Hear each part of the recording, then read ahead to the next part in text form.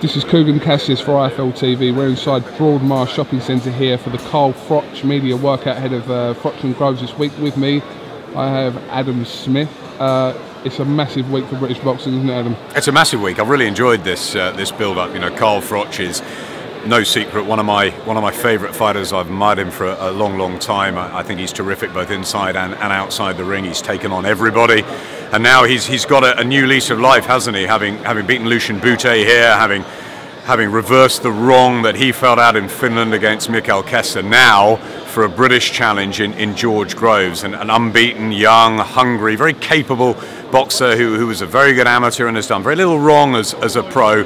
But I tell you what he has done, he's wound Carl up, hasn't he? And that's added so much spice, so much needle, so much anticipation ahead of this weekend, because of course Carl is a favourite going in. But people want to know, can George back up his boast? Can he do what he says he's going to do on Saturday night? I think it should be fascinating.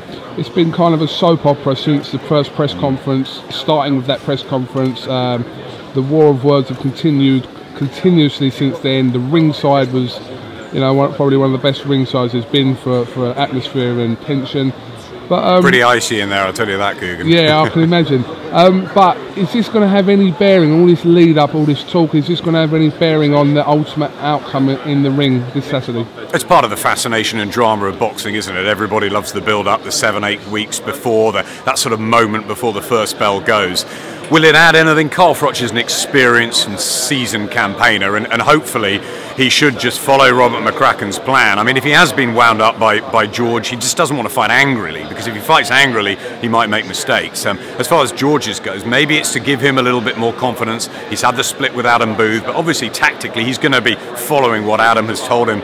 They've been preparing for Froch in this moment for a long time, so I think maybe it's to help George, but he seems cool.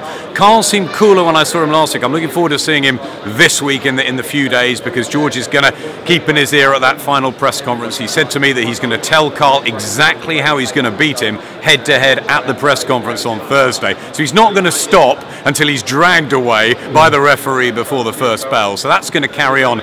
Let's see what happens in the ring. My gut feeling is that it will go down to who's got the better plan on the night and who ultimately is the better fighter. In my opinion, that's Froch. But you know, George Groves is there to try and upset the odds, and these things do happen in boxing. So we wait and see. I didn't think Groves would beat De Gale, and he did. How much of a factor is the loss of Adam Booth in the corner?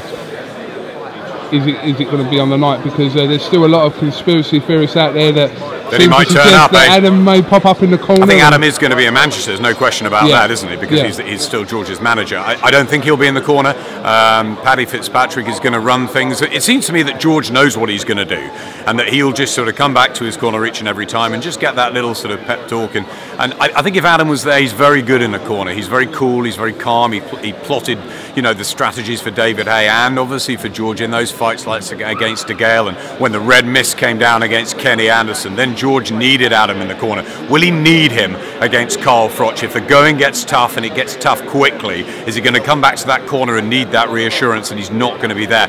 That's when he might need Adam. If it's going well and he starts to find a way with his speed and his youth and his freshness about getting Carl out of a rhythm quickly and maybe notching up some of the early rounds, maybe he doesn't need Adam. Maybe he'll go on to win on points. I mean, that's what he believes he's going to do. Even though he says he'll knock him out, I don't think he really thinks that. I think he thinks that he'll try and give Froch a bit of a boxing lesson. But, you know, very few have managed to do that. I think I can only think of one in a big way, and that was Andre Ward. But, you know, he is, as he's proved again over the weekend, one of the best pound-for-pound fighters in the world. And I think Carl will try and get Ward back in the ring at some point to try and right that particular wrong. But you know, George has got it all to do. He is an underdog, but he shouldn't be written off, because he's a very capable technician. The undercard stacked full of names. Are you satisfied with the fights that are on the undercard, Adam? Yeah, world title fight for Scott Quigg. It's great, isn't it? You know, suddenly he's up and running. He fights silver. We've got, you know, the likes of Luke Campbell and Stephen Smith and Jamie McDonald and Martin Murray. You know, there's plenty of fighters on the card. I think it's going to be packed from 6 o'clock. We're on air. I think we're going to roll them out as quickly as we can and give fight fans as much as much boxing, as much entertainment as possible before the big one. Look, you know, the venue was sold out, wasn't it? Very, very quickly, and I hope that everybody tunes in, because it's going to be a terrific night. And you know, for me, every fight involving Carl Froch is a must-see affair. You know, you know what he's going to give you. He'll give you excitement. He'll give you his heart. He'll give you value for money. And I think George Groves has his moments. You know, is it too soon? Is he quite good enough anyway? We'll find out Saturday. And supporting that, a cracking card. Cracking card. Just finally, obviously, a little bit of a blow yesterday in the fact that Haye versus Fury is again off and looks to stay off now. And David facing the possibility of having to retire from the sport. Yeah. So that wasn't good yesterday, was it, to hear that, obviously? I think it's a sad day. I mean, people have their own opinions of David Haye. Some love him, some hate him, some think that he sort of fooled his way through the last 3 or 4 years. I disagree. I think that David Haye has been a talent for 15, 20 years. He was a wonderful amateur. You know, he did everything asked for him early on. He's excited us. You know, the Alexander Gurov, when he smashed him up in 45 seconds to win the European title. The wins like against Enzo Macronelli, when he really turns on the force early. Haye, the trips abroad to France against Jean-Marc Mormet, to Russia with Nikolai Valoev, you know, these things were fantastic for him, you know, so Germany, but beating the Russian, and he is, I don't know, for me, he's given us so much. Vladimir Klitschko, big letdown, of course, but, you know, difficult to beat Klitschko with that height and reach. Shouldn't have blamed the toe, you know, a bad night in the office. Chisora, the brawl, no good, but what he did in the ring was he got it right, and he won emphatically, and I thought that was a terrific result. I was really looking forward to him against Fury, you know. Would he knock him out early? Would Fury come on late? It didn't happen. The whole of our team were gutted a week before when the cut occurred. We hope to see it in February. Alas, it looks like it won't happen, and it looks like David Haye will retire. But you know, if the body says no more, I think we have to look back at his career and say, look, he gave us excitement, he gave us personality, he gave us something different, and I think we'll miss him. Love him or hate him, we're going to miss David Haye. Some sympathy for Tyson Fury, though? Absolutely, of course, sympathy for Tyson Fury. You know, he's had his training camps, you know, torn apart, you know, both times. Certainly the first one, which he was just a week away before. You know, absolutely. But this is boxing, you know, what can you do? He's still undefeated, he goes on, he finds a different path. You know, David had to find different paths. Him and Adam Booth worked as a team to try and sort of tuck their way through boxing politics, which was pretty tough when you're not aligned to a Frank Warren or an Oscar De La Hoya or a Don King or someone like that, you know, pretty tough. And they did it their way, and they're pretty satisfied with what they've done.